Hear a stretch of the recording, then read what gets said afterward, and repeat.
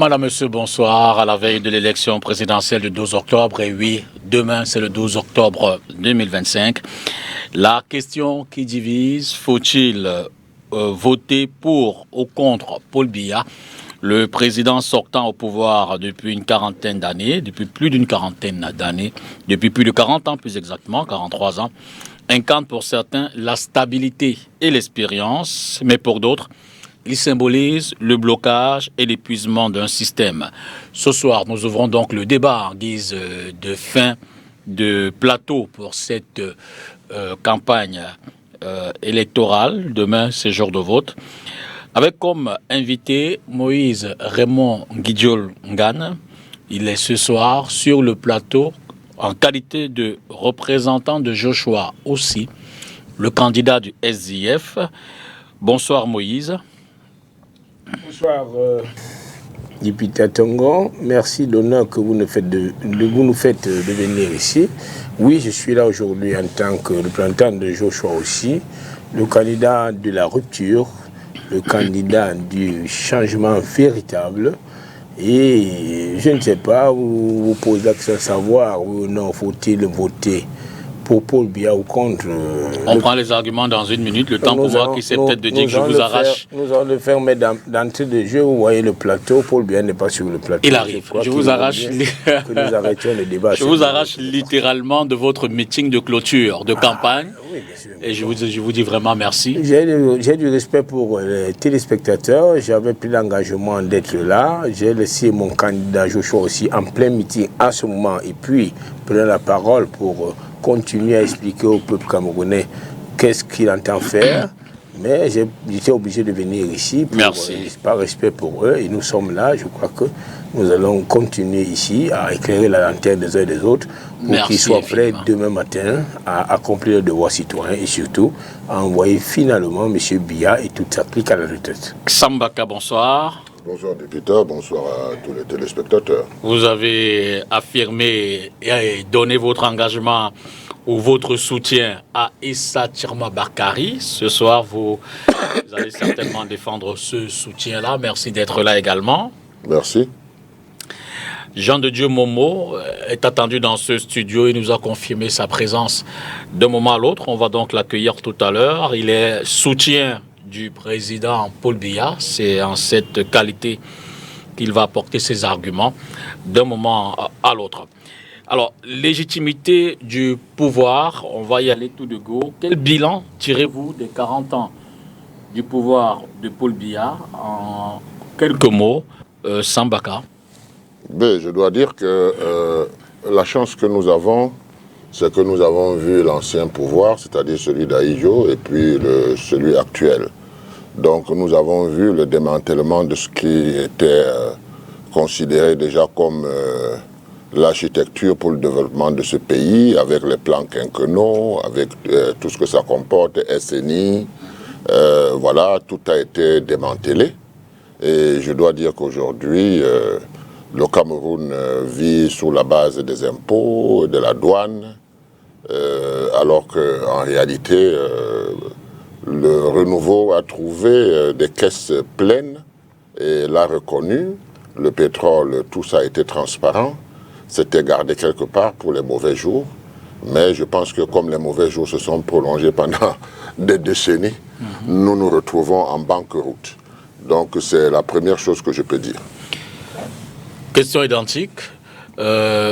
Moïse Raymond, sur le bilan? Non, je ne voudrais pas être celui-là qui fait le bilan de M. Paul Biya à la tête de notre pays depuis 43 ans.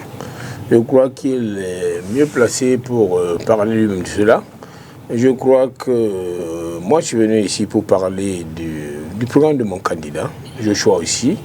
Et puis, je regarde l'avenir, je veux dire aux Camerounais de quoi sera fait demain. Moi, le programme de Biya, le bilan de Biya, il est connu. Il est médiocre, tout simplement. Et il vaudrait mieux que les Camerounais ne se rappellent pas ces nombreuses années de souffrance. Il vaut mieux maintenant avoir espoir parce que nous pensons qu'au soir 12 octobre demain, nous allons avoir un autre Cameroun dès le 13 octobre avec le bulletin rose que les Camerounais choisiront de voter. Parce qu'il faut le dire, Voulez-vous qu'on commence ici? Je viens de faire 12 jours encore dans... j'ai pratiquement fait le tour du Cameroun en 12 jours avec Joshua aussi. Je ne vais pas ici, Sambaka ne me démentira pas, sauf s'il ne connaît pas, mais je pense que non, il doit avoir une idée. J'ai vu les Camerounais souffrir. J'ai vu les Camerounais souffrir. Quand on vous dit que le président de la République va dans l'extrême nord, il va à Maroua. Je vous laisse poursuivre, le temps de savoir peut-être avec la réalisation si on peut également avoir l'émission en direct sur Facebook. Il y en a qui la réclament instamment. Merci, je vous laisse poursuivre. Voilà, mais c'est presque enchaîné que, je veux dire, contraint qu'on amène les Camerounais, qu'on transporte dans la Damawa, dans les camions, comme des bêtes, qu'on transporte à Maroua, qu'on transporte à Maroua pour, c'est pas moi. Parce que le mot d'ordre, c'est que nous ne voulons plus de Paul Biya.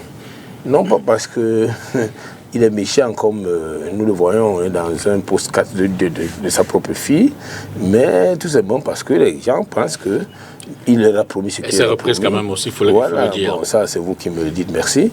Donc les gens pensent que non, il vaut mieux qu'il se repose. Alors, ils sont fatigués de lui, il faut qu'on vide Yaoundé, que tout le monde aille chez lui, que pendant 2 mois, 3 mois, que le service de l'administration soit paralysé, que les gens en soient à faire des efforts, à louer des voitures, à des bus entiers, pour transporter des personnes qui n'ont même pas de carte d'identité, pour venir applaudir, parce que tout Maroua est fermé un jour ou deux, parce que le président de la République y est arrivé, parce qu'on va engager des chantiers pour réparer une route sur laquelle passera le président, laquelle route, dès que la pluie tombe le lendemain, elle se décape encore. Nous pensons qu'on a marre de cela. Donc ça ne sert à rien d'aller faire, de venir ici pour faire le bilan. Vraiment, ce serait nous perdre du temps. Il faut qu'on oublie très rapidement cette époque-là, cette étape, cette gouvernance de M. Biya pour regarder l'avenir et dire aux Camerounais que voilà, demain, une fois que Joshua aussi est au pouvoir, voilà ce qu'il va faire. Sambaka, la longévité du président sortant est-elle un signe de stabilité ou un aveu d'essoufflement du système? Vous savez, moi je dirais tout simplement que je me pose la question de savoir si le président de la République a voulu vraiment de la démocratie. Parce que nous avons vu en 1992 un semblant de démocratie, mais qui a mal terminé parce que le candidat de l'opposition, qui était Nidion Froundi, s'est retrouvé en pole position. Et malheureusement, les résultats qui ont été prononcés n'étaient pas les résultats que nous qui étions sur le terrain, on avait vus. Moi, je n'étais pas du SDF, mais je crois que ce jour-là, nous tous, nous avons dansé, parce qu'on pensait que la page était tournée, que nenni, et voilà. Donc, je pense que depuis ce temps-là, le président de la République a passé beaucoup plus de temps à utiliser des techniques de conservation du pouvoir. Mais il a oublié une chose, c'est que conserver le pouvoir en démocratie, c'est donner le bien-être aux populations. C'est leur donner leur droit au bonheur. Malheureusement, on ne l'a pas, puisque nous voyons aujourd'hui comment est-ce que les choses sont dirigées. Nous entendons tous ce que le ministre de l'administration territoriale ne cesse de dire. Et ces jours-ci, il multiplie les sorties. On voit très bien que c'est très loin de la démocratie. Et puis, on se pose la question de savoir quand est-ce que le président de la République a dit qu'il était candidat. On a eu un tweet, ça c'est vrai, mais on a eu un meeting à Maroua. Et j'ai jamais entendu le président, comme tous les autres candidats, en train de dire « si vous votez pour moi, voilà ce qui va se passer, voilà ce qui s'est passé ». Moi, j'ai entendu le président dire qu'il va continuer, mais on ne parle pas comme ça en démocratie. On prend quand même le temps de dire que si vous me faites confiance. Mais là, je n'ai pas entendu cela, j'ai entendu qu'on va continuer. Et ça m'embête beaucoup parce que ça ne reflète pas l'esprit de la démocratie et c'est le Cameroun qui est écorné dans cette façon de faire. Moi, je pense que ce pays a trop duré avec un chef d'État qui est fatigué et qui, depuis 2018, n'est-ce pas, a pris le pouvoir que le peuple lui a donné pour remettre à quelqu'un d'autre qui agit sous hautes instructions. Pendant tout ce septennat, nous n'avons vécu que cela.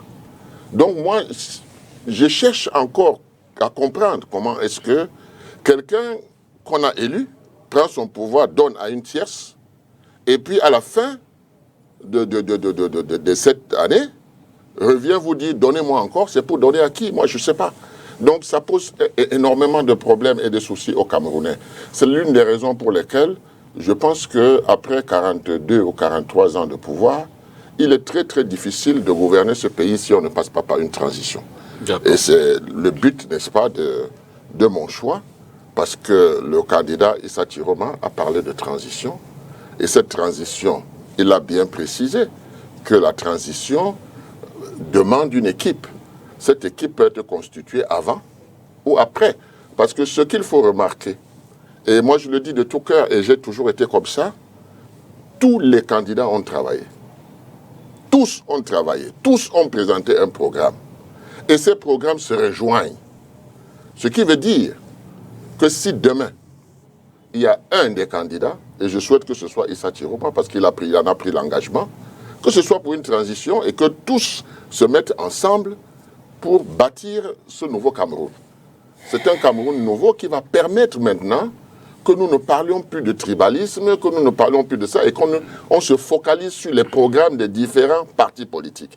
Les partis politiques ont fait énormément d'erreurs dans cette histoire. Vous comprenez? Énormément d'erreurs. Mais sauf que c'est les partis politiques qui concourent au suffrage universel.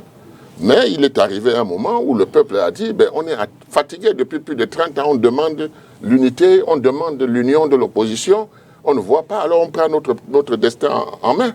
C'est ce qui s'est passé, c'est ce qui est en train de se passer. L'opposition incarne-t-elle, Moïse, cette véritable alternative crédible pour gouverner le Cameroun, puisque vous êtes présent représentant des candidats, l'opposition, qui c'est peut-être Joshua aussi, Issa Chiroma, qui c'est les autres. Est-ce que les téléspectateurs, électeurs qui vous regardent ce soir peuvent être certains qu'il y a de la crédibilité dans l'alternative que vous proposez? Je voudrais déjà dire aux téléspectateurs que je suis en polo rose. La couleur rose, c'est la couleur du bulletin de mon candidat. Et il ne faudrait pas que demain, que les électeurs se trompent. Il faut choisir le bulletin rose, avec Joshua aussi, au point levé. Alors, je veux un peu réagir sur ce qu'a dit Sam sur ce plateau. Oui, juste m'assurer que vous n'êtes plus trop loin. Non, je suis à 5 minutes de toi. Je suis en train de... comment on appelle l'endroit là encore? Ovogaré, c'est ça? D'accord, nous sommes déjà en studio, vous nous retrouvez en studio, on vous attend. Merci, à tout de suite. Oui, à tout de suite. Donc, je voudrais réagir un peu pour ne pas dire mon embarras quant au discours que j'entends ici de Sambaka, s'agissant du soutien à son candidat. Non, son candidat est formel. Son candidat est formel, il a dit, il est clair, aussi longtemps que M. Biya sera là, il accompagnera jusqu'à la fin de son action, de son séjour à la tête de l'État. C'est ce discours-là que nous avons retenu. Et c'est un discours qui vient de cette triple. On ne veut pas... Et en même temps, la télécommande ne s'est pas mise à pause après ce discours, puisqu'il y a eu une évolution dans la prise de parole publique. Oui, cette évolution, je dirais qu'il faudrait qu'on arrête de s'amuser avec le peuple. Nous disons le pouvoir au peuple. Il ne faudrait pas que quelqu'un vienne du jour au lendemain nous dire plutôt le peuple au pouvoir. Non, ça c'est ce qu'on a entendu. Donc maintenant, vous posez une question. Il faudrait respecter les candidats. Il faudrait que nous respections les candidats. Parce que n'est pas candidat qui veut. Mais il faut bien se donner le temps de regarder un certain nombre de choses et puis dire voilà, je suis candidat parce que j'ai quelque chose à proposer. Donc, si les candidats, il y en a 12, je vais les respecter. Il y en a donc, les parcours sont connus, donc les faits d'armes sont connus. Il y en a qui apparaissent du jour au lendemain comme ça et qui, pour le peuple, sont encore sujets à plusieurs questionnements. Ce n'est pas le cas avec le nôtre. Nous avons un programme qui est clair. Et je vous dis qu'il n'est plus question pour nous de nous attarder, de nous appesantir sur ce que M. Biya a fait. Et M. Biya, c'est la corruption, c'est connu. Joshua aussi dit, je suis candidat d'abord parce qu'il faut faire la rupture. Et la rupture, pour moi, c'est le fédéralisme. J'étais premier vice-président de la commission des finances de l'Assemblée nationale. Je connais toutes les poches de détournement et il faudrait fermer les robinets. Je suis questeur aujourd'hui au bureau de l'Assemblée nationale. Je suis l'évolution et l'exécution du budget. Je sais où on vole de l'argent et je sais combien, dès qu'on a fermé ici, on récupère 1000 milliards et ça permet de construire des hôpitaux, d'améliorer la situation des écoles au Cameroun, d'améliorer la situation de nos enseignants, d'améliorer la situation des personnels médico-sanitaires. Demain, il faudrait que le peuple choisisse.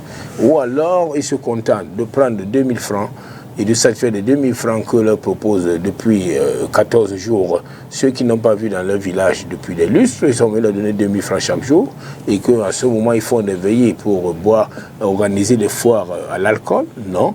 Ou alors, le peuple prend ses responsabilités et dit on en a marre. C'est de ça qu'il est question. Et en avoir marre, c'est confier aujourd'hui les rênes à quelqu'un qui a encore toute sa jeunesse, quelqu'un qui a encore du tournisme, quelqu'un qui a de l'expérience, bien que encore jeune, pour conduire le bateau de Cameroun vers d'autres horizons, à savoir les défis que nous intermettent dans le domaine de l'emploi des jeunes, parce qu'il a dit le chômage des jeunes, dont le taux est trop élevé, est une question de sécurité nationale. Parce qu'aucun n'a quitté son bureau climatisé pour rejoindre Boko Haram, ou alors pour rejoindre ceux qu'on taxe aujourd'hui de bandits dans la région du Nord et Sud-Ouest. Pour lui, il est question d'arrêter cela, parce qu'il peut l'arrêter et parce que nous pensons que nous avons un programme qui peut mettre fin à la violence dans le nord et le sud-ouest en un maximum de 100 jours. Voilà nos priorités. Nous pensons qu'il faut restaurer la dignité de l'homme du Nord.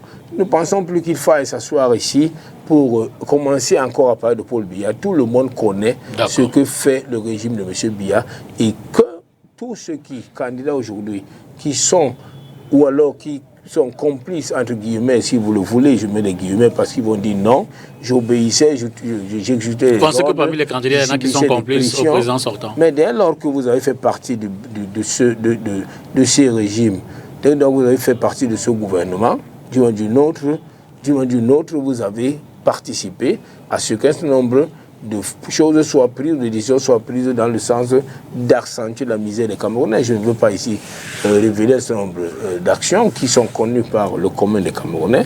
Et qu'aujourd'hui nous en soyons à voir des anges qui se présentent sous un autre visage. Non. Il faut qu'on nous soyons sérieux et que nous allions vers ce Cameroun nouveau. Ce qu'on nouveau pour prendre l'expression de Sam Bakaichi, il est question d'être correct et d'être clair. Il n'est pas question de vouloir présenter au Cameroun quelque chose, alors de venir encore à quelques heures du scrutin, continuer à penser qu'il faille troubler la mémoire des Camerounais. Nous avons lancé, je vais chuter par là, nous en sommes maintenant à l'élection demain. L'élection c'est demain, il est question de regarder la présence dans les bureaux de vote.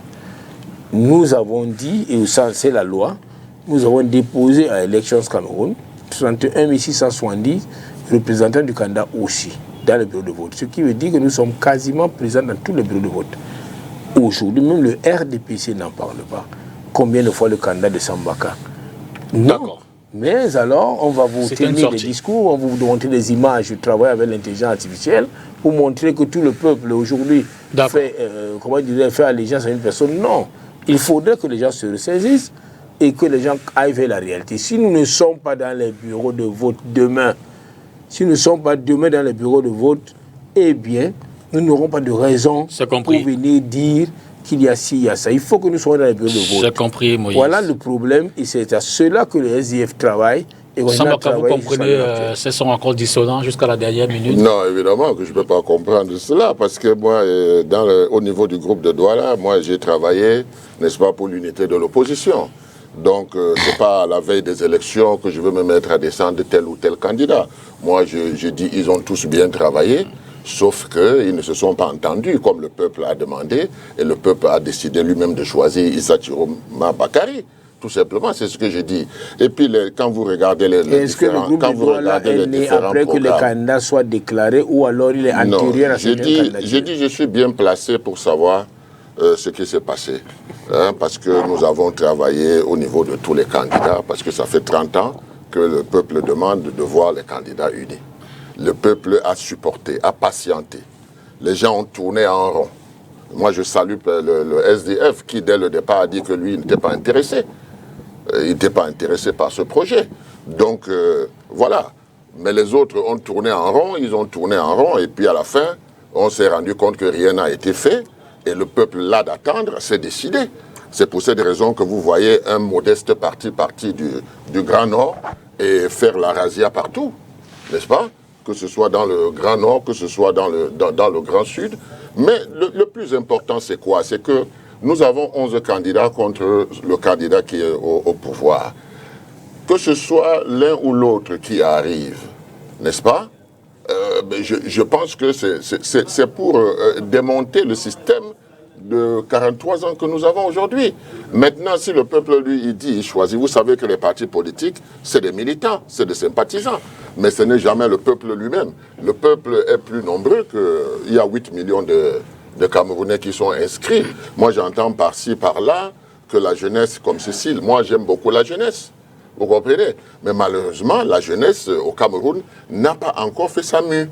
C'est pour cette raison que vous allez vous rendre compte que sur 8 millions de Camerounais qui sont inscrits, il n'y a que 2,5 millions jeunes qui sont inscrits. Il y a beaucoup de travail à faire là-dedans. Donc, moi, je pense que, au vu même des chiffres, c'est un mélange entre ce qu'on appelle, entre guillemets, vieux et la jeunesse. C'est ça qui doit tenir, parce que quand nous, on a commencé la politique, on était jeunes. On a trouvé des gens qui nous ont appris énormément de choses. Et je pense que ce relais est quelque chose d'important. On ne peut pas bâtir un pays sur la jeunesse ou sur les femmes ou sur les vieux. C'est l'ensemble des Camerounais qui doivent se mettre ensemble. C'est pour ça que vous voyez dans chaque parti politique, il y a des jeunes, il y a des moins jeunes, il y a des femmes, etc. etc. Donc, ce n'est pas un argument de campagne, mais ce que je dis, c'est que nous pouvons constater que l'opposition camerounaise, en termes de partis politiques, nous avons échoué. Nous avons échoué. 30 ans sans pouvoir s'unir. Mais, Dieu merci, le peuple, lui, il a pris son destin en main. Alors, Moïse, demain, supposons, à la clôture des bureaux de vote, vous êtes élu. Quelles premières actions? Bon, nous l'avons dit, quand nous venons ici et que j'entends quelqu'un qui soutient un candidat dire nous avons échoué, je me demande la raison pour laquelle il est encore en course.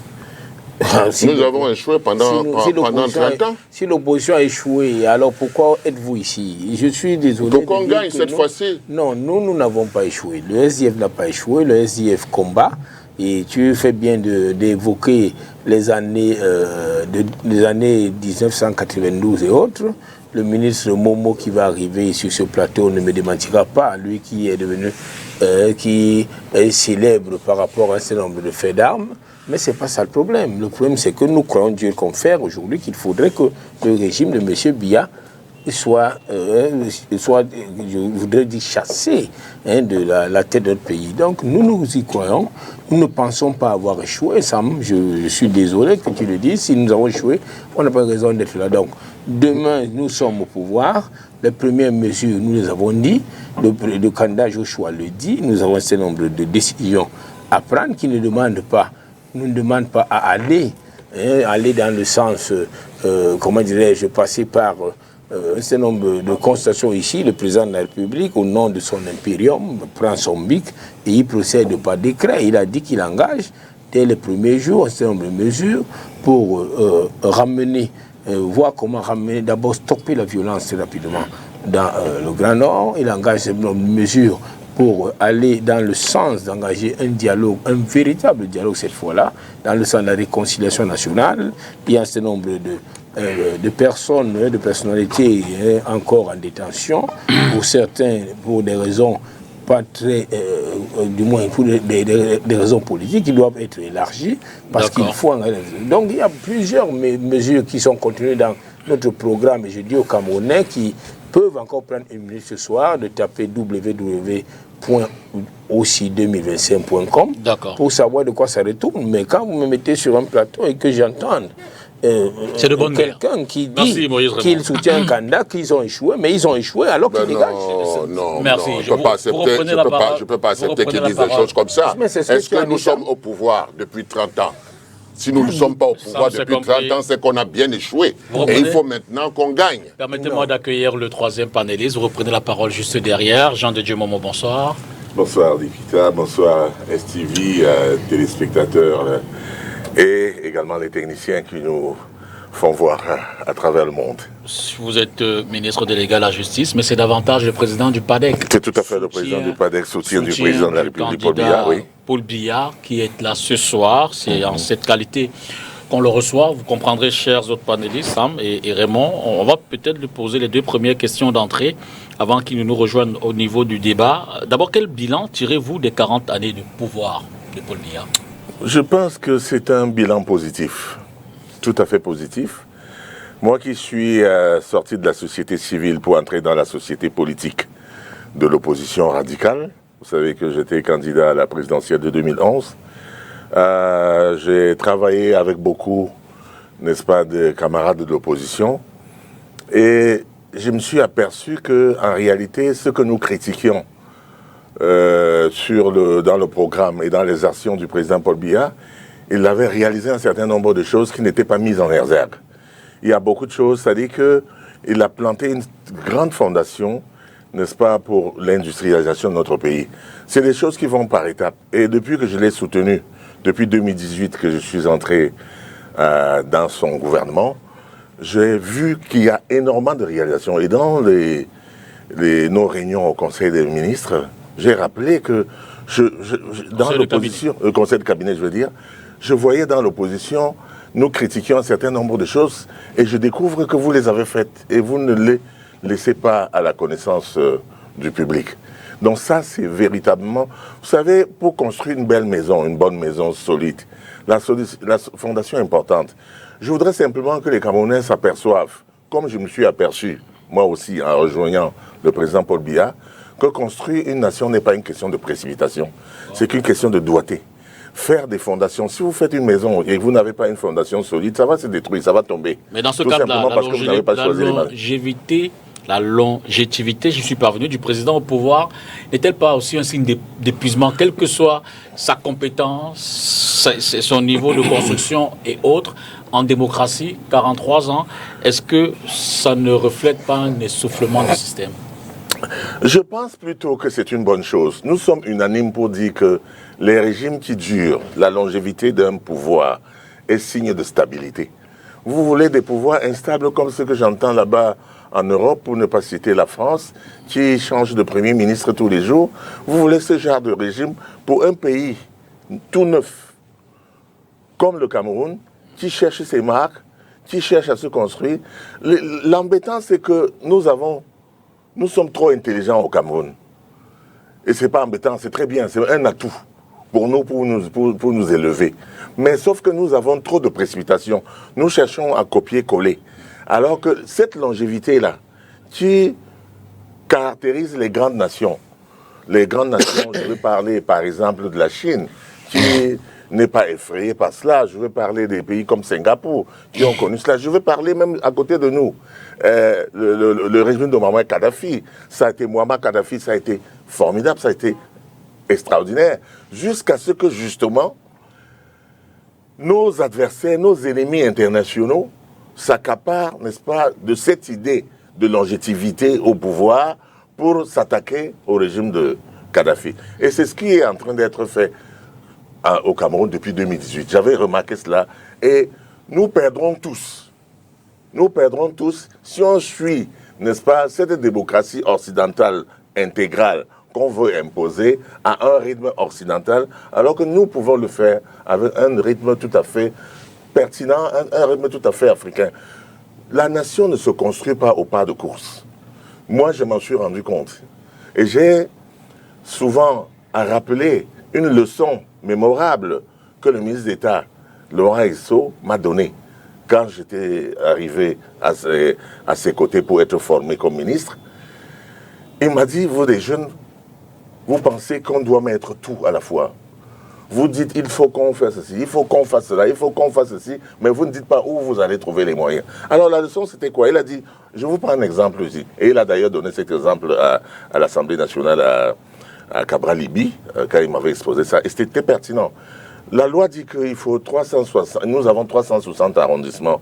Et la loi dit que chaque arrondissement doit avoir un tribunal au moins de première instance. Ça, c'est ce qui est inscrit dans la loi. Bon, et la question, c'est de savoir où nous en sommes et à quel rythme allons-nous. Et le président, le ministre d'État, Laurent Esso, a dit ceci. Je veux bien construire tous ces tribunaux, comme la loi le demande. Mais il me faut les moyens. Mon budget ne permet pas. Supposons que j'ai un budget qui me permette d'avoir un tribunal par an. Et je n'ai même pas ce budget de vous offrir un tribunal par an. Supposons qu'il y en a un que j'ai suffisamment d'argent pour construire. Il nous faudra 360 années, c'est-à-dire 3 siècles, plus de 3 siècles pour construire tout. Donc, les Camerounais fonctionnent un peu comme ça, comme si nous devons faire tout ici et maintenant. Nous nous inscrivons dans une continuité de ce que pour nous rejoindre au même niveau de débat avec les autres panélistes. Oui. On va parler en un mot de l'opposition. Pour vous, vous la connaissez parce que certainement vous y étiez à l'époque. Oui, j'y suis toujours.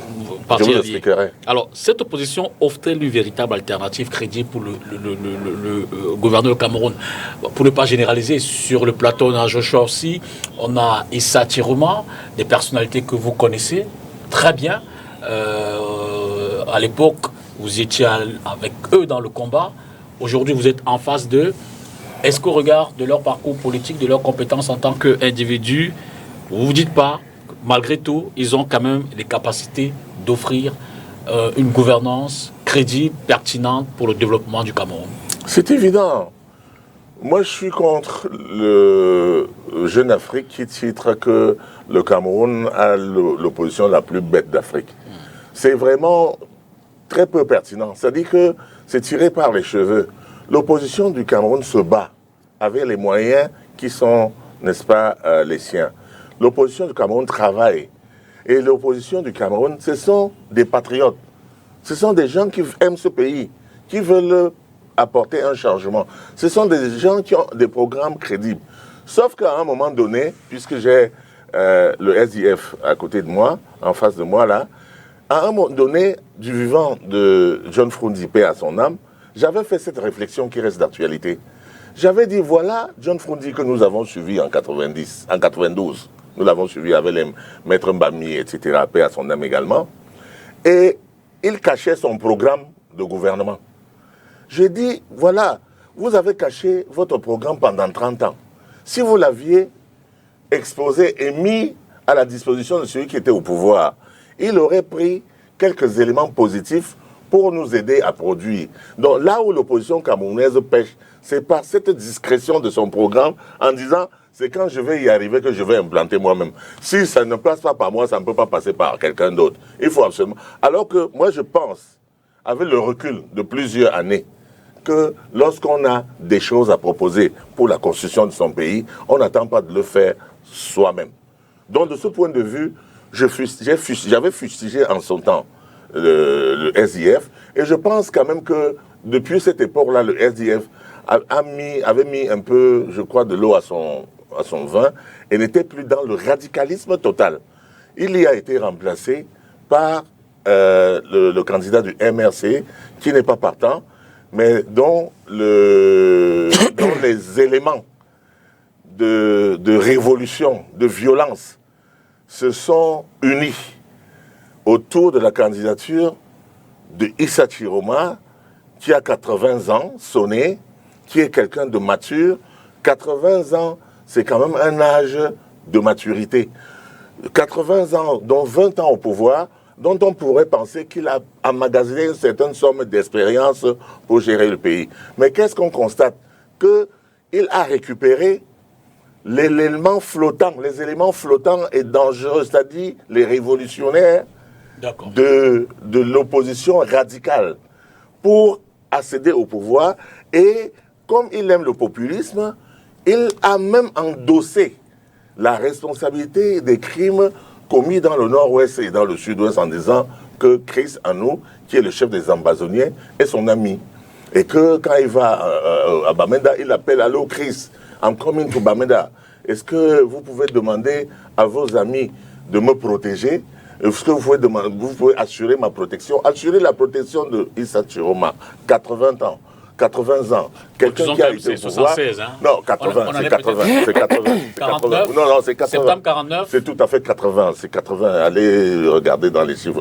Quand même, il me l'a dit lui-même, quand même. Donc, Bon, et on était ensemble. Il me l'a dit. Il faisait la relation. Et c'est là où j'ai découvert qu'il était plus âgé que Bello. Moi, je croyais que Bello Bouba était plus âgé que lui. Il m'a dit que non, non, non, c'est moi le doyen. On était ensemble, il a dit c'est moi le doyen. Bello n'était pas le doyen. Donc, ne me disputez pas ce que lui-même me l'a dit. Les émots officiels que nous avons disent autre chose. Non, c'est 80 ans, il me l'a dit. D'accord. Donc, j'ai dit quelqu'un qui a 80 ans. Mais ce n'était pas une question d'âge. C'était pour dire que c'est un responsable. C'est-à-dire un papa qui prépare, n'est-ce pas, l'avenir des enfants. Il ne peut pas aujourd'hui endosser les crimes crapuleux commis sur les enfants. L'assassinat crapuleux de Florence Ayafor. Il ne peut pas endosser les crimes commis, on a tué des enfants, des élèves à Cuba. Donc, non, je chute pour dire que mon ami Sambaka, que voici, avec lequel on a fait les combats de l'opposition, Sambaka, je suis ici. J'ai entendu que tu seras sur ce plateau. Je me suis précipité de Yaoundé pour venir, pour te dire en face que qu'est-ce que tu fais avec Issa Chiroma qui veut faire la révolution au Cameroun. Toi, que je connais, toi avec lequel on s'est battu. Le candidat Issa ne veut pas faire la révolution. Comment? Non, non, non. Vous, ça, c'est vous qui le dites, n'est-ce pas? Non, non, c'est pas c'est vous qui le dites. C'est vous qui le dites. Nous n'avons pas des éléments. Comment est-ce qu'on peut appeler les enfants immatures? Nous n'avons aucun élément pour pouvoir entériner cette déclaration. Monsieur, est-ce que vous niez que Issa Chiroma a dit que Chris Anou, le petit frère de Phil Marshall, qui a sévi dans le sud-ouest, dans le Lébialem, en tuant, en pillant officiellement, en tuant nos soldats, est salué, est embrassé par Issa Chiroma? Est-ce que Sambaka doit être avec un type comme ça? Vous avez une réponse à cela, Sambaka? Non, il faudrait que tu me répondes. Je vous le il faudrait Sam, vraiment. Il faudrait que tu me répondes ça. Oui, mais je vais répondre. Oui, pardon. Il a dit que c'est son ami. Mais c'est mon ami. Nous sommes là depuis quoi? 2011, j'étais candidat à la présidentielle. Sambaka et moi, on était depuis tellement longtemps, quand même. Le tribunal, c'était en contrevention 52? Oui, tout ça. Article 52. Article 50. En plus, même chez lui, mais ça c'est chez lui dans son restaurant là que nous faisions nos réunions. Quand on va là-bas, on boit notre pot. Est-ce que je nie mon amitié avec Sam? Mais je dis que comment tu te retrouves. Je tiens d'abord à préciser ça que. va nous dire que tu ne connais plus. Je tiens à préciser que si demain je suis arrêté, que je suis en prison, je suis sûr que lui va m'apporter des oranges.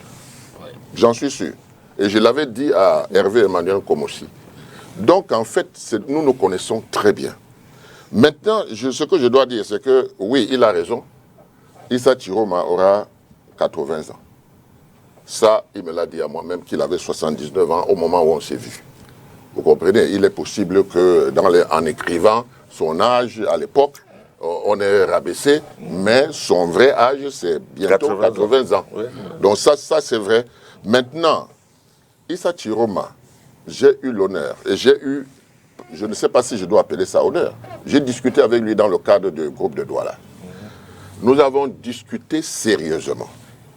Et je me rappelle, à cette époque, il disait, écoutez, c'est vrai, j'ai un parti modeste qui est dans le Nord, mais je pense que je vais aller vers les populations. Si les populations m'acceptent, alors je vais continuer. Si les populations ne m'acceptent pas suffisamment, alors je vais me rallier à mon frère Bello. Voilà, c'est parce que nous lui demandions à cette époque de se mettre ensemble. Il s'est avéré tout simplement que le Bello de son côté ne s'était pas départi de ses ministres qui restaient dans le gouvernement, du sénateur qui n'avait pas démissionné. Donc, il s'est mis dans le travail. Moi, je pense qu'il y a la chose qui m'a le plus intéressé, je dois le dire, hein, parce que moi, je ne suis pas un menteur, je suis quelqu'un qui est assez honnête dans ce qu'il fait. Ce qui m'a intéressé, c'est que Issa Chiroma, il me dit, j'ai 79 ans, j'ai vécu des situations, j'ai été en prison, Je suis entré dans le gouvernement. Mais c'est la base qui demande, qui nous fait pression en disant nous ne voulons plus de rapports avec le parti au pouvoir. Donc, nous devons respecter la base. C'est pour ça que j'ai démissionné. Maintenant, quand je démissionne, j'ai pris de l'expérience et je pense que je peux proposer quelque chose au peuple camerounais. Mais, tel que l'usure du pouvoir, 43 ans, 42 ans, une personne ne peut pas se lever et dire qu'il va changer ce Cameroun, qui a été gouverné pendant 42 ans, avec tout ce que ça peut comporter comme métastase. Nous devons faire ce travail en équipe. C'est pour cette raison qu'ils croyaient dur comme faire que, 1, l'opposition allait se réunir, n'est-ce pas? De 2, ils allaient mettre un programme minimum commun ensemble. Et de 3, ils devaient signer un pacte républicain. Tu sais très bien l'histoire du pacte républicain. Tout à fait. L'histoire du pacte républicain est venue du fait que l'opposition, ils se disent des choses et les gens ne respectent pas. Donc, il faut à la fin signer un pacte républicain. Nous avons donc bossé sous le soleil, sous la pluie, pour que cette opposition s'unisse. L'opposition ne s'est pas unie. Il faut voir comment, quand je sortais du train, comment est-ce que j'étais envahi? Qu'est-ce qu'on dit? Qu'est-ce qu'ils ont dit? Attendez, on est encore au travail. Le peuple a supporté. Le peuple a attendu. Il n'a pas vu venir. Et le peuple a dit, OK, nous prenons notre destin en main, nous allons soutenir quelqu'un. Vous comprenez? Celui qui est prêt à dire que s'il gagne, il va appeler tous les autres. C'était Issa Thiro. Et vous l'avez choisi. Voilà. Alors, question à tous. On commence par Maurice Raymond. Que signifierait une réélection de Paul Biya pour l'avenir du pays?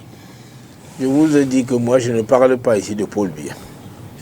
Ici, je vois Jean de Dieu Momo, le ministre délégué à la justice. Je lui dis bonsoir. Le président du PADEC, c'est le président du PADEC. Voilà. Non, il est soutien ici de Paul Biya. Oui, je ne sais président pas du si PADEC, c'est le PADEC. Je lui dis bonsoir. J'ai écouté ce qu'il il a débuté ici. Et je le regarde.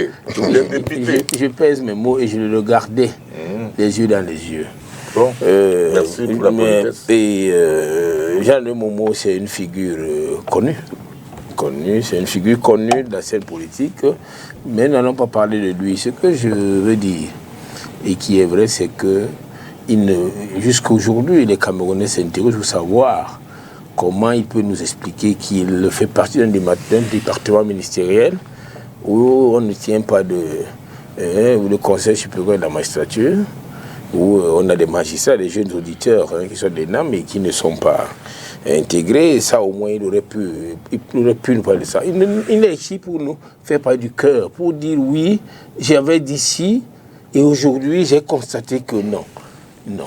Si Jean de Dieu Momo pense que l'âge de Tiroma commence à faire problème, je ne voudrais pas lui demander qu'est-ce qu'il penserait dans le Il a relevé que évoquer l'âge n'était pas un aspect, n'était pas un argument. Non, ça c'est autre chose. Déjà insister dessus, 80 ans, ce n'est pas le problème. Nous n'avons pas ce problème.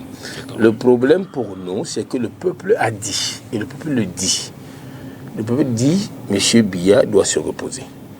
Le peuple se cherche, et le peuple demain prendra ses responsabilités et fera entendre sa voix. Nous connaissons, c'est très facile de dire d'accord. Nous connaissons les méthodes du régime en place. Les méthodes, c'est la fraude.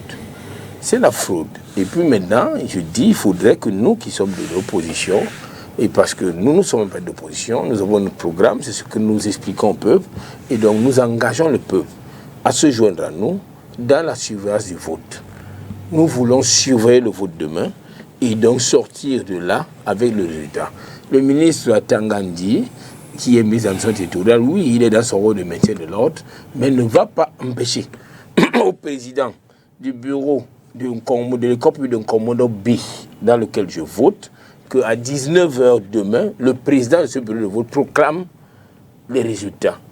C'est-à-dire, il publie là c'est oui, ça se fait dans le bureau. C'est la loi, dans le bureau de vote. Et que quand le SDF aura fait la compilation des résultats de tous les bureaux de vote à 22h demain, que nous ne serons pas en mesure de dire si oui ou non nous avons gagné. Parce que nous aurons la possibilité de faire. Vous allez Donc, faire oui, non, attends. indépendamment de la loi.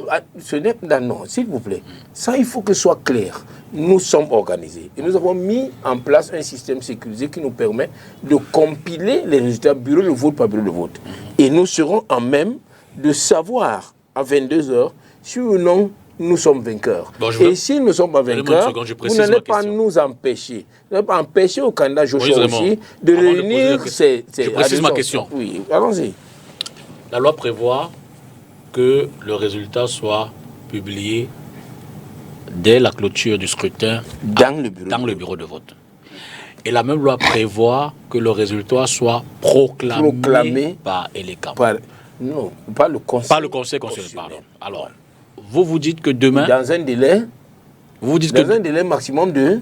Vous dites que demain... Non, dans un délai maximum la question, vous dites que demain, vous allez proclamer les résultats. Nous n'avons pas parlé... Vous allez les rendre publics. Nous n'avons pas parlé de proclamation. D'accord. Nous disons que nous sommes en mesure, avec les dispositifs que nous avons, de pouvoir compiler les résultats tels que publiés dans chacun des bureaux de vote sur son territoire. Merci, c'est clair. Et nous allons faire cette addition Jean de Dieu Momo, qui nous permettra de savoir qui a gagné.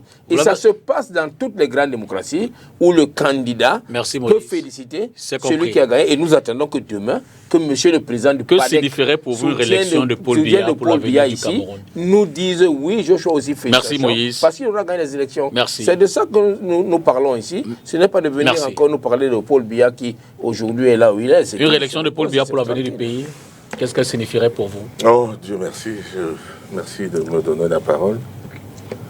La continuité. La continuité d'un rêve de construction d'une grande nation, de construction d'un pays industrialisé. Une réélection du président Paul Biya le 12 octobre signifie un référendum en faveur de l'homme du renouveau pour conclure son action dont il a fixé le cap à l'horizon 2035, l'émergence du Cameroun à l'horizon 2035. Et ce mandat nous conduit directement à l'horizon 2035 puisqu'il s'achève en 2033. Donc on est à l'horizon 2035. Il l'a dit et il l'a fait. Et nous avons vu toutes les fondations, n'est-ce pas, infrastructurelles qu'il a mis en place. Nous avons vu quel investissement il a déployé pour la ressource humaine au Cameroun. Et son discours de Marois est extrêmement prometteur pour les femmes qui vont avoir plus de pouvoir et plus de liberté d'entreprise, pour la jeunesse qui vont avoir, cette jeunesse qui va avoir beaucoup plus d'opportunités d'emploi et de création de richesse, c'est-à-dire d'entrepreneuriat. Il a dit qu'il a été mis au courant, il est au courant des difficultés de cette jeunesse de créer les petites et moyennes entreprises, les difficultés que cette jeunesse rencontre auprès des banques pour financer les projets. Et il a dit, je prends sur moi, je supprime la ligne 65 qui devait aider les jeunes, les PME à s'épanouir. Je prends sur l'État, donc sur le ministre des Finances, d'être désormais caution. Si vous avez un bon projet, si un jeune a un bon projet entrepreneurial, prometteur, qui va enrichir le Cameroun et créer des emplois, c'est l'État qui sera caution. Vous montez un dossier, vous le déposez, le ministre des Finances, on a mis une commission en place qui va examiner les dossiers et les banques vont financer ce projet. Alors, ça veut dire quoi? Ça veut dire que nous avons en perspective une richesse potentiellement riche, une jeunesse potentiellement riche, qui sera créatrice, qui sera inventive, qui va, comme elle l'est, comme nous la connaissons, qui a été formée et qui rêve de devenir riche. À ce moment, nous avons vu que, de toutes les façons, même à ce stade, il y a beaucoup de jeunes dans votre quartier, ici à Douala, un peu partout à Yaoundé, qui sont devenus de grands milliardaires. Ce sont des quincailliers là que nous voyons là-bas. Ce sont ces gars qui vont faire commerce à Wanzhou, en Chine. Ce sont ces gars qui vont faire commerce aux Émirats Arabes Unis, en Arabie Saoudite. Ils viennent avec Ils ont ouvert des supermarchés ici, ils ont ouvert des boutiques ici, ils ont ouvert plusieurs entreprises. J'ai vu ça et je salue. D'accord, la même question. C'est le rêve camerounais. Hassan Bakar, si jamais le président, si jamais les électeurs choisissaient le président Biya, Raymond Moïse, s'il vous plaît. Mais attends. Pour vous, quel serait l'avenir du pays? Ben, moi, je pense que le président Biya, tout ce qu'il a fait, c'est ce qu'il a pu faire. Il ne peut pas faire mieux. Et j'ai dit, l'avenir, on ne pourra pas faire pire. Pourquoi je le dis? C'est parce que nous, on a assisté au décollage de ce pays. Avec ses industries, avec son plan quinquennal, avec la SNI, ou avec, comment on appelle, l'école polytechnique. Je me rappelle qu'à l'époque, c'était dans les années 76, il était déjà question qu'au niveau de l'éducation, on fasse des différents paliers pour que les enfants ne suivent pas le cheminement, n'est-ce pas, de l'enseignement général, mais qu'au niveau du BPC, au niveau du probatoire, qu'on multiplie les lycées techniques parce qu'il fallait bâtir le Cameroun. Le Cameroun avait besoin de tout cela. On n'inventait rien, on a mis tout ça dans les tiroirs. Ce sont des choses qui existent, qui ont existé. Notre école polytechnique aujourd'hui, quand les gars sortent de là, ils trouvent du travail à l'étranger. Nous avons eu le pipeline à faire ici aujourd'hui. Si on avait eu ce lycée-là, technique, on n'aurait pas importé des gens. Maintenant, quand mon ami le ministre dit que oui, les Camerounais sont des débrouillards, c'est vrai. Et je peux même dire que si on créait des conditions pour l'épanouissement des Camerounais, nous serions les premiers. Mais seulement, il faut orienter. Il ne faut pas orienter ça dans le bayam selam. Ce n'est pas bon parce que nous avons des problèmes de devises à cause de tout cela. Maintenant, comment est-ce qu'on peut bâtir un pays comme le Cameroun en comptant sur les impôts et la douane, alors que le Cameroun croule, n'est-ce pas, sur des richesses minières et autres? Comment on prend nos ingénieurs financiers pour faire des montages afin que nous puissions développer les infrastructures et autres sur la base du capital que nous avons? Au lieu qu'on nous dise que, ben voilà, il y a l'or qui sort frauduleusement du Cameroun et tout ça, ce sont des freins. Et puis l'option, n'est-ce pas, de l'éducation est quelque chose de très, très important. Nous n'avons pas de techniciens. Nous n'avons pas de lycées agricoles suffisamment pour qu'on développe un certain nombre de choses. Et pire des choses, c'est qu'en 91, quand on était, n'est-ce pas, à la fameuse tripartite, on avait déjà pris certaines options que si on développait, on n'en serait pas là aujourd'hui. On n'en serait pas là aujourd'hui. La décentralisation. La décentralisation, jusqu'aujourd'hui, n'a pas vu le jour. On nous fait une déconcentration décentralisée. Est-ce que vous pouvez comprendre cela? Que nous avons des régions. Et nous avons le Parlement des régions, nous n'avons pas l'exécutif de région. C'est encore le gouverneur avec ses services déconcentrés qui s'occupe de tout. D'accord. Donc il y a tout ça qu'il faut rectifier pour que nous puissions avancer. D'accord. Alors je voudrais préciser, je vais répondre rapidement. Je voudrais préciser, vous prendrez la parole, que tout à l'heure vous aurez chacun 30 secondes pour lancer un message d'appel, un mot qui sait être aux électeurs qui n'ont pas suivi, qui va motiver votre engagement et les interpeller. Vous allez peut-être... Oui, juste une seconde pour dire à Sam que vraiment ce qu'il dit, c'est ce qui est en train d'être fait. Je viens de vous parler d'une possibilité que cette jeunesse entrepreneuriale, inventive et créatrice a désormais, s'il vous plaît, a désormais la possibilité que c'est l'État qui va être garant. C'est l'État qui va apporter la caution. Vous savez que dans l'ancien système, Sam, les jeunes avaient des problèmes parce que les banques leur demandaient le titre foncier. Et parfois, même à ceux qu'on donnait l'argent, ils ne réussissaient pas à rembourser. Et la banque finissait par avaler le titre foncier, c'est-à-dire que par vendre les biens. Donc les gens sont méfiants. Mais vous ne pouvez pas, Sam, ne pas reconnaître ici que cette jeunesse créative, inventive, commence déjà la transformation sur place. Et c'est ce que le président a demandé avec l'histoire de l'impôt, sa politique d'impôt substitution. Vous avez vu, il y a les jus de mangue ici sur le marché, les jus d'ananas, les jus de ceci. Ce sont les jeunes Camerounais qui sont en train de faire ça. Il y a énormément de choses que les jeunes Camerounais sont en train de faire. Et ils vont faire davantage. C'est ce qui fonde notre espérance. La grandeur de l'espérance du Cameroun. Dernière question, et puis Raymond, et puis Jean de Dieu Momo. Et si les Camerounais choisissent de tourner la page, quelle vision et quelle priorité pour le Cameroun de demain? La priorité d'abord, c'est la réconciliation. Pour moi, hein, parce que moi, je suis un soutien de Issa Chiroma, mais moi, je viens de sortir mon ouvrage. Hein. J'ai ma vision dans ces affaires, même si je ne suis pas candidat. La première chose, c'est la réconciliation. Les Camerounais se détestent. Il y a une haine qui circule là, surtout dans la jeunesse. C'est très grave pour notre pays. Il faut une réconciliation. Il faut maintenant mettre à plat, parce que le Cameroun, c'est un pays comme une maison qui a les murs fissurés, la fondation fissurée, parce qu'elle n'a pas été faite par les Camerounais. C'est un héritage de la colonisation. Il faut donc rebâtir.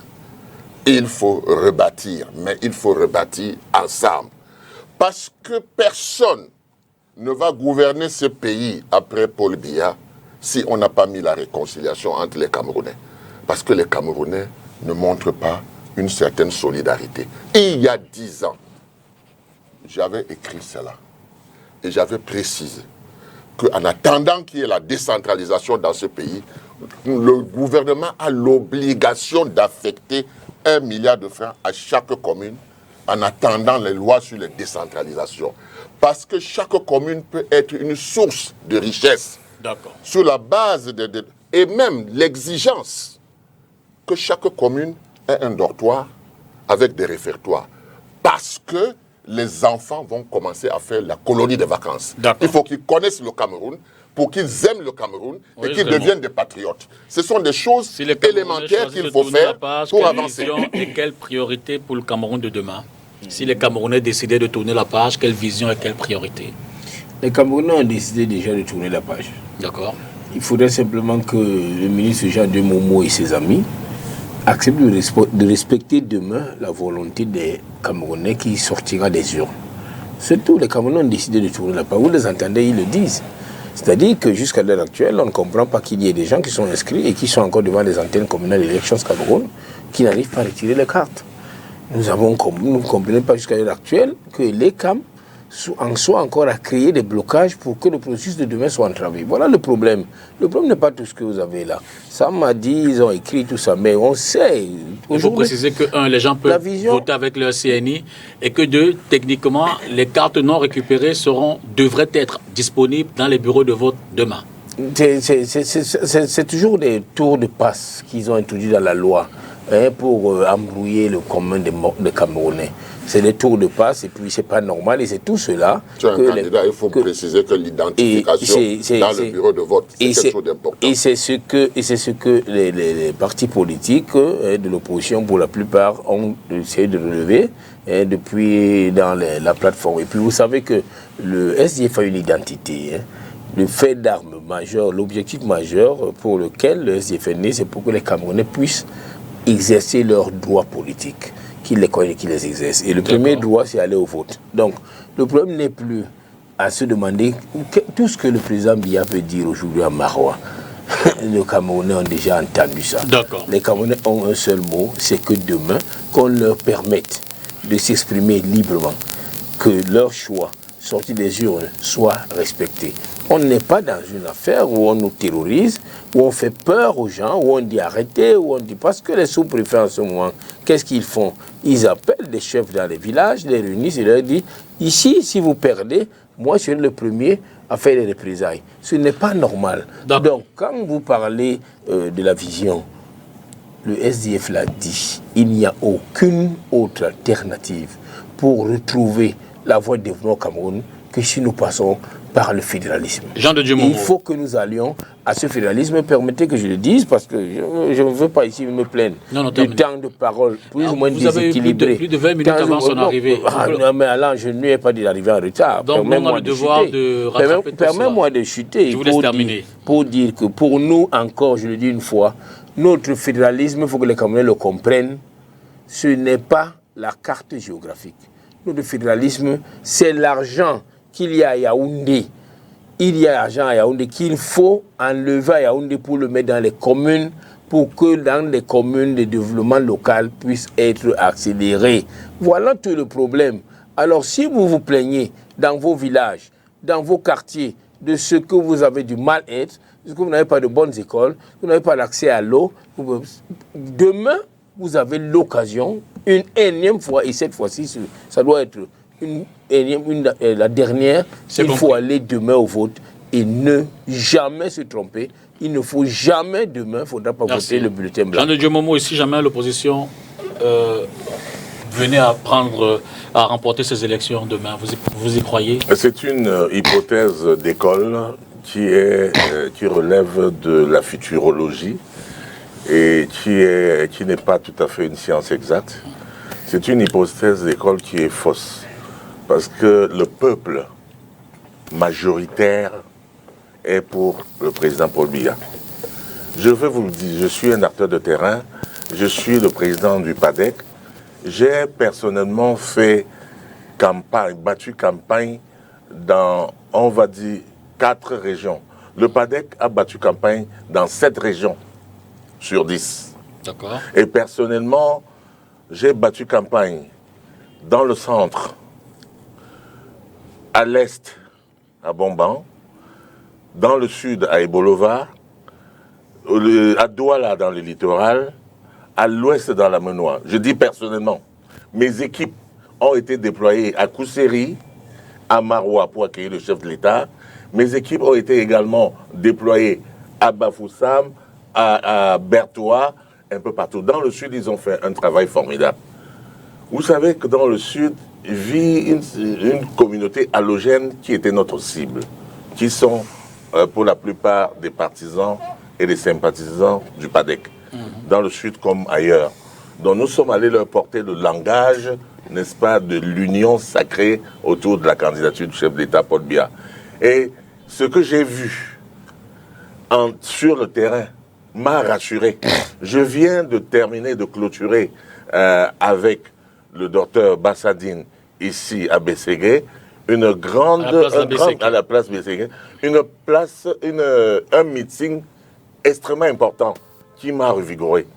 Plein de gens, il y avait une foule immense qui est venue et qui m'a rassuré que certaines personnes sont passées ici et ont fait la moitié de cette foule et on en a tellement parlé. Je parle d'Issa Chiroma qui a fait une petite foule ici et les gens ont cru que, il a déjà gagné. Moi, je me suis permis de faire des mathématiques électorales avec un certain nombre de personnes pour dire que nous avons un corps électoral de 8 200 000 personnes. Pour faire 1%, il faut 82 000 personnes. Ça veut dire remplir le stade Olembe et le stade annexe Olembe. Vous ne pouvez pas avoir, quand vous faites une foule de 5 000 personnes, c'est 0,1%. Donc les gens focalisent là-dessus et pensent qu'ils ont gagné. On va gagner, on va faire la force. Donc ce que j'entends ici sur le plateau d'un autre padésiste, moi j'agrée vraiment ce que Samba a dit. Et ça me renforce encore l'idée pour lui demander, mais qu'est-ce que tu fais avec ça, Thieroma? Qu'est-ce que tu fais avec lui? Donc ça me renforce parce qu'il a de très bonnes idées, c'est quelqu'un qui a toujours bien travaillé. Qui comprend même le problème des gens. Mais qu'est-ce qu'il fait là, bon sang de bon Dieu? Alors, chacun aura 30 secondes. Il va regarder la caméra qui est en face de lui pour lancer le dernier appel qui s'est fait aux citoyens électeurs qui ne sont pas encore décidés. Un appel pour convaincre. Sambaka, vous regardez votre caméra là-bas. Oui, je dois dire que voilà, nous sommes à un tournant. Vous savez que le pouvoir use. La conquête du pouvoir, ça booste. C'est l'une des raisons pour lesquelles moi je ne parle jamais d'âge. Et je dois dire qu'aujourd'hui, il est question de voir quel est le candidat qui est capable de réunir les Camerounais, qui est capable d'unir les Camerounais, qui est capable de les mettre autour d'une table pour penser la fondation nouvelle du Cameroun. Et j'ai trouvé en Issa Chiroma la personne d'expérience, la personne qui a fait le tour du Cameroun, la personne qui a été adoubée par le peuple. C'est l'une des raisons pour lesquelles je me soumets. Moïse Raymond Nguidjolngan, Oui. regardez votre caméra. Nous avons eu le temps de tout dire à vous, peuple camerounais. Joshua aussi a parcouru vos villages. Il est venu vous rencontrer dans vos hameaux. Il a fait le nord du pays, tout le septentrion. Je l'ai accompagné partout. J'étais à Koza, j'étais à Mayo Moscota, j'étais à Gobo, j'étais partout. Nous ne sommes pas contentés de nous limiter à Marois comme un candidat en vous embarquant dans des camions mal famés pour vous amener à un meeting qui aujourd'hui semble être un meeting de référence, mais nous nous rappelons tout ce que nous avons vu. Nous n'avons plus grand chose à vous dire. Soyez courageux demain. Nous vous demandons de vaincre la peur et d'aller au vote. Surveillez votre vote, exprimez-vous librement, votez le bulletin rose, le bulletin du candidat Joshua aussi, et seulement en le faisant, nous aurons sauvé le Cameroun. Telle est notre mission. Jean de Dieu Momo, chers Camerounais et Camerounaises, chers électeurs, le président Paul Biya a construit ce pays, a bâti ce pays. 43 ans d'expérience, 93 ans de vie. C'est quelqu'un qui veut laisser la grandeur et l'espérance au Cameroun. Un mandat de 7 ans, c'est quoi par rapport à 43 ans que vous lui avez donné? Vous lui avez confié pendant 43 ans vos espoirs. Il a fait ce qu'il a pu, il a grandi, il a construit les fondations de ce pays. Pourquoi vous allez risquer une aventure incertaine, des troubles pour 7 ans? Pour 7 ans, 7 ans, c'est rien du tout. Moi, je dis, je ne focalise pas sur les âges, mais si j'ai évoqué l'âge d'un candidat, Issa Chiroma, qui a 80 ans, c'est parce qu'il me l'a dit. Mais il est jeune par rapport à Paul Biya qui a 93 ans. Mais les deux là, ils sont sur la porte de sortie. Mais sauf que, entre les deux, quel est le plus crédible? Entre Issa Chiroma, 80 ans, et Paul Biya, 93 ans, quel est le plus crédible? Qu'est-ce qui vous rassure? Qu'est-ce que celui qui vous rassure? Quel est celui qui garantit mieux la paix? La paix qui nous permet de travailler, de vaquer à nos occupations. La paix qui nous permet de nous enrichir. La paix qui nous permet d'envoyer nos enfants à l'école. Il a créé tout cela. Je pense qu'il ne faut pas prendre le risque d'une aventure. 7 ans. Après 7 ans, nous verrons. Dans 7 ans, 7 ans, c'est vite passé. Qui peut imaginer que je viens de faire 6 ans au pouvoir, au ministère? Merci, cher messieurs. N'allez pas à l'aventure incertaine, chers compatriotes, je vous remercie. Avant peut-être de conclure cette émission, je voudrais, chers amis téléspectateurs, vous rappeler les grands rendez-vous de demain sur cette antenne pour vous permettre de suivre minute by minute cette élection. D'abord, dès 8h, nous aurons un plateau spécial pour planter le décor et avoir les premiers retours en termes d'ouverture du bureau de vote, présence des scrutateurs, représentants des partis politiques, tout le dispositif, le kit électoral, bulletin, bref. Dès 8h, entre 8h et 9h, vous aurez donc ce premier plateau à mi-journée. Nous reviendrons à 13h pour faire le point de la mi-journée qui sait peut-être on pourrait avoir les tendances en termes d'affluence dans les bureaux de vote. Évidemment, les candidats auront déjà voté à cette heure-là.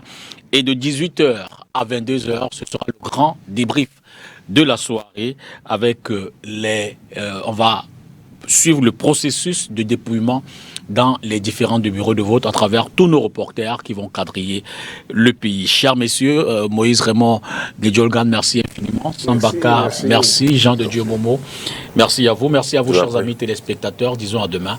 Mais déjà à 20h, suivez le journal bilingue. Orient Donquin et Christelle Asek Souele vous présentent le journal bilingue. Bonsoir.